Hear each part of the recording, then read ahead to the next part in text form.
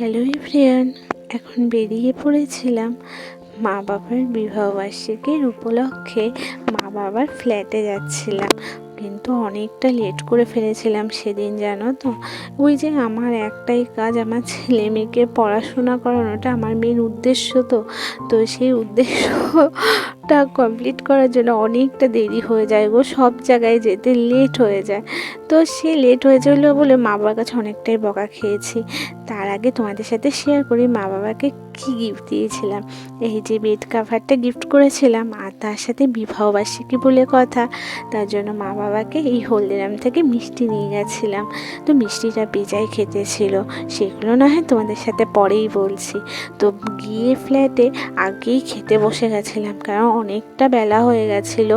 তো মা বাবা তো বকাবকি করছিল, তার জন্য তাড়াতাড়ি করে খেতে বসে গেছিলাম। তো খাওয়ার মধ্যে ছিল কচু বাটা, ভীষণ ভালো হয়েছিল। মানে এত আমি ভালোবাসি কচু বাটা, মাছ মাংসর থেকেও ফেভারিট আমার ওটা খেতে। তো সেটা করেছিল, তার সাথে ছিল ডাল, হচ্ছে লাউ, তারপরে সিম, এইসব আর কি শীতকালে সব সবজি দিয়ে একটা ডাল ছিল, আলু ভাজা ছিল, তারপরে ওল আলু দিয়ে চিংড়ি মাছ দিয়ে একটা তরকারি করেছিল, আর চিকেন ছিল, চাটনি ছিল, আর শেষ পাতে ছিল এই মিষ্টিটা।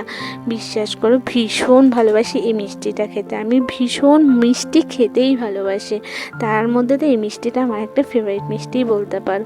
তারপরে যে মিষ্টিটা নিয়ে গেছিলাম সবাই মিলে ভাগ করে খেয়েছিলাম, সেই মিষ্টিটাও ভীষণ ভালো ছিল খেতে।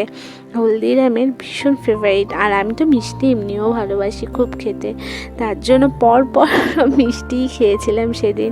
জানো তো ভয় করে, বাবা মায়ের সবার ডায়াবেটিস আছে, তো মিষ্টিটা না খাওয়াই ভালো। 2-3 বার তো এসেছিল ওই রোগটা। তো এত কাজের চাপ আর এগুলোর জন্য রোগটা পালিয়েছে বলতে পারো। তার জন্য না ভয় করে একটু মিষ্টি খেতে, তবে 1-2 দিন আমি খাই। আমার বর তো প্রায়ই মিষ্টি বাড়িতে নিয়ে আসে, তখনও খাওয়া হয়ে যায়। তো এরকম করে এই দেখো চিকেনের ঝোল ছিল, তারপরে চাটনি ছিল, এই খাবারগুলোই ছিল। ছোট করে বিবাহবার্ষিকীটা উদযাপন করা হয়েছিল, কিন্তু বেশ ভালো কেটেছে। আর এই যে সবার শেষে মা আর আমি খেতে বসেছিলাম। তো মাও সবার শেষেই আর কি খেতে বসেছে। তো আমার মেয়ে আবার মিষ্টিটা খুব একটা যে লাইক করে তা নয়, তো ও একটুখানি খেতে খেতে আমাকে আবার দিয়ে দিচ্ছিলো, কারণ আমি ভীষণ ভালোবাসি মিষ্টি খেতে, তার জন্য। তো মা আমরা সবাই খাওয়া দাওয়া এইভাবেই হয়ে গেল সেদিনকে, তাড়াহুড়ো করে। তবে কিন্তু বেশ ভালো কেটেছিল দিনটা, ছোট করে উদযাপন করা হয়েছিল, কিন্তু খুব ভালো কেটেছে। তো এখনের মতন আসি।